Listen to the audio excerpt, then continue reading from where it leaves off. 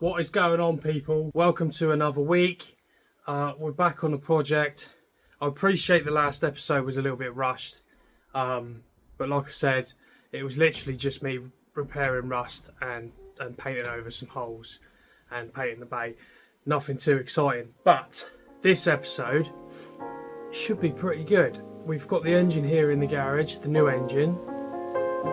We've stripped it down. I will put a little montage of us stripping it down.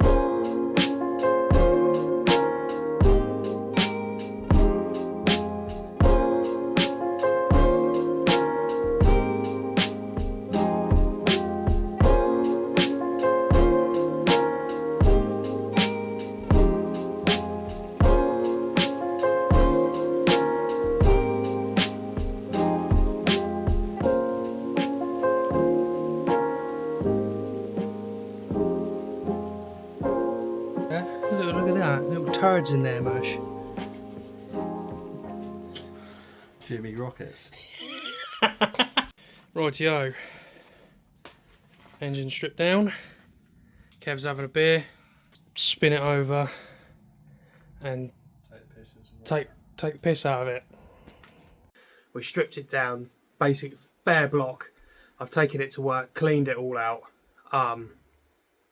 Got told off for it because I left loads of oil in the cleaner, which isn't my fault. So let's crack on with it. What I want to do first is get the block up on the workbench. I need to measure the bores to make sure they're not ovaled or anything like that. I would need to really inspect them, to be honest, because we're hoping to do no machine work on this engine, just do a stop block with a head spacer, head bolts, new main caps, new shells basically, and that's it. Head bolts and send it basically. See how far we can get. In the future, there might be a plan of, you know, doing cams and doing head work, doing bigger springs and everything like that, and changing the turbo. But for now, hopefully we can, touch wood, we can get away with a stop block and see 400 horsepower, which is plenty for what I need at the moment. So let's get started. First things first, here she is. This is the new engine, the stock bottom end. Like I said in a previous video, 250 quid. I got a complete engine, the rest of it's there, heads up there. I got a complete engine with around 100,000 miles on it. Don't know any history about it. When we did, to be fair, when we did take it apart, it looked like one of the chain tensioners had failed on it, and we found a rivet in the oil pickup, which obviously isn't a good thing. But what we can see is it's still got, I know it's got a load of WD in there at the moment just to keep it fresh. It has still got the cross hatching from the hone-in in it. So it looks, camera doesn't pick it up very well. It looks pretty good. So I'm going to get the dial bore gauge out and check all the cylinders, make sure they're all true. They should be about 81mm. So let's get started. So what I've done is I've got myself a dial bore gauge. I've set this at 81mm using a vernier. So let's get on and have a look, see what we're looking at. Hopefully this is only accurate up to about 10 microns, which in engineering terms, machinist terms, is actually quite big, but in everyday terms that's bugger all. That's like a gnat's cock. So let's hope it works out. What I'm going to do is I'm going to measure it in 3 places: at the top, in the middle, and at the bottom, at 90 degrees to each other, or 180, whatever you want to call it. So let's try the first one. So this should read 0 on it. So we've got plus 001 on there, 0. So that's 80mm, 81mm. What we're trying to do is eliminate obviously this is a V6, so you can't have the dial bore gauge up straight. You've got to have it at a slant, a bit of an angle. At 0 again. I will be double checking this with a better one. The trouble is, stuff like this is very expensive if you want decent stuff. So this cost me 20 quid. So I will make do. It should give us a fairly accurate reading, but you know, it's just one of those things we're going to have to either try again with better stuff or send it, basically, which I think we're probably going to do.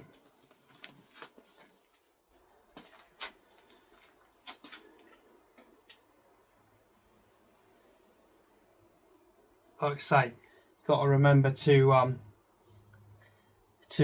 have the bore gauge at an angle, because this isn't, it may look like just an offset straight 6, but it's not. All the bores are slightly off to each other, you know.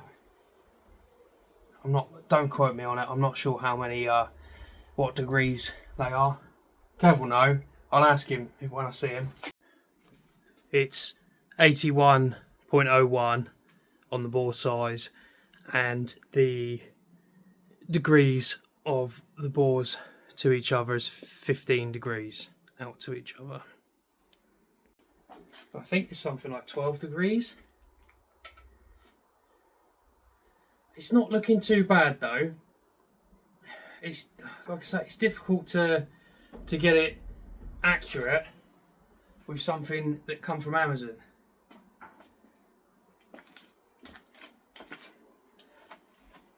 But my initial thoughts is it's actually quite good. It means I don't have to machine it, which is going to save me a fair amount of money, which means in the future I could put a bigger turbo on it.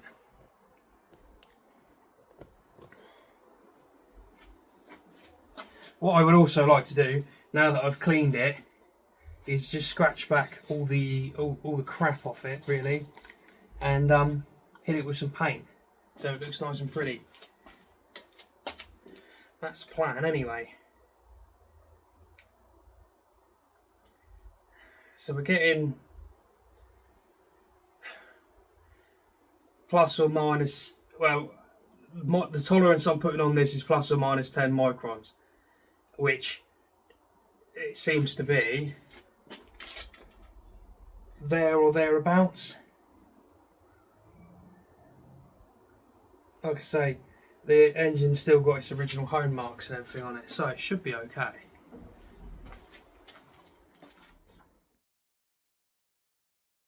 Thursday, I've just had the front subframe and gearbox mount back from powder coating. Never mind all the little weld and splatter there, but yeah, looks pretty good. Happy with that.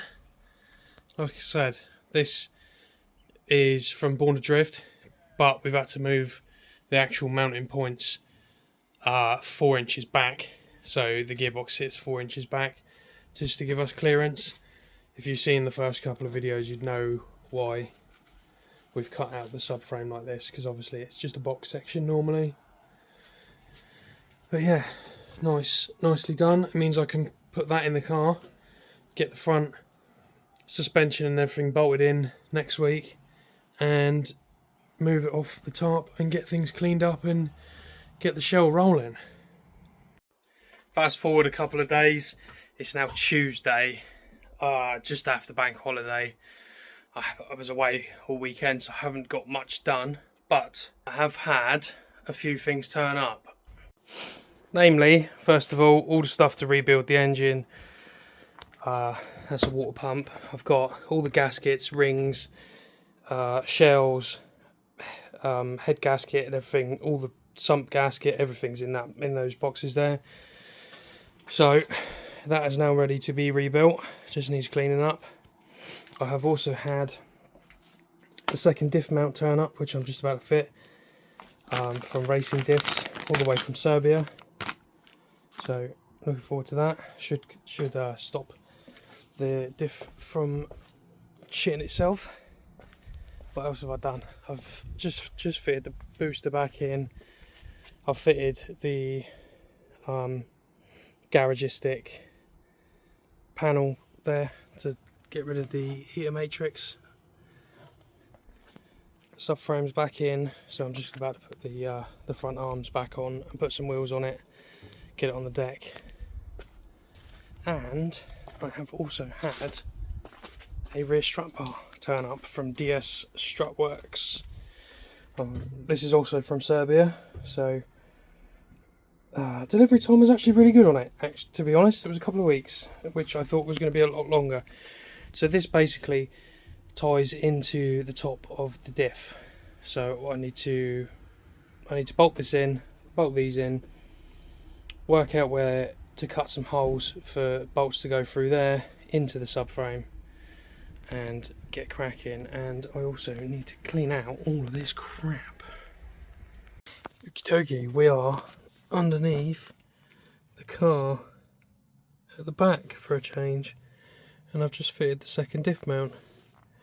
Now I had to cut that because what I didn't know was underneath, this is for an E30 diff, E30 second diff mount. On an E30, this chassis leg is actually quite a bit thinner, so I've had to cut a little porthole there to get this fitted, but I don't really give a shit. Hopefully that should stop the diff from twisting too much. If I get a year or two out of this shell, I'll be happy, so not really fussed about that at the moment. On to the next thing. Good afternoon, it's Thursday. I've got the old compressor out because Kev's kindly dropped me off a air chisel, so I'm just going over it quickly, going over the block quickly, just to remove all the crap. I've done, I know it doesn't look like much, but it's taken off quite a lot of rust and grime. So I just got to finish this side, and then I'm going to blow it off and paint it. Power of editing. Job's a good one. That's just a reflection on there. That's just a reflection. It is actually painted. All done. I've done 2 coats on it. I'm pretty happy with that. I reckon that looks the bollocks. Nice. I am waiting for that to dry. It is time. It is time to put the front suspension and lock it on. BC coilovers, offset top mounts, thanks Steve for those, and 50mm arms, cut knuckles, brand new hubs. I got it off Facebook. If you're watching this, cheers Ben, appreciate it. Let's get her on. It got dark really quickly, but she is on. Hell yeah. Quick update. Saturday morning. Done a bit the last couple of days, so I'll just run you through what we've done. Starting off, engine is now back on the stand. It's painted. It looks pretty good. We've actually got the crank in there. We've checked all the tolerances on it. We believe we're somewhere sort of mid-limit on everything, which is pretty good. I think on the oil clearances we're close to top limit, but we were expecting somewhere because, well, this is a 30-odd-year-old engine, so we're getting there.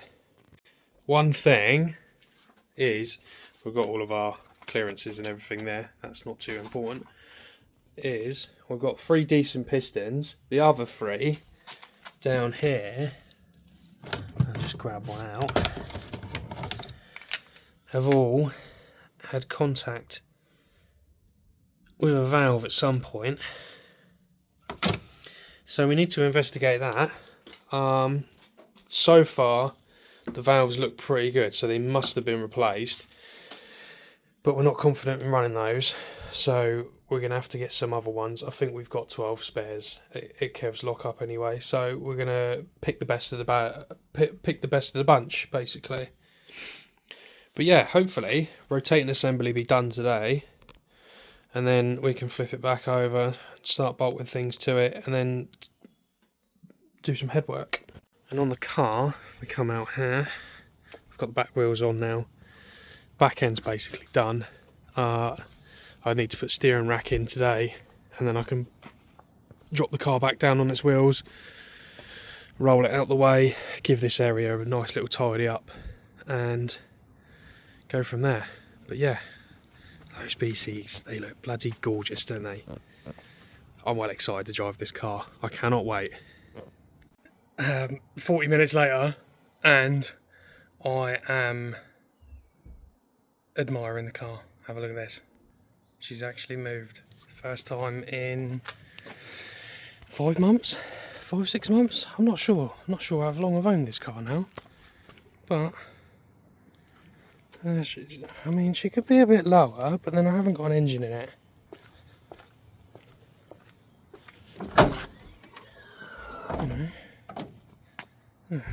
Never mind that. Let's get rid of that for a second.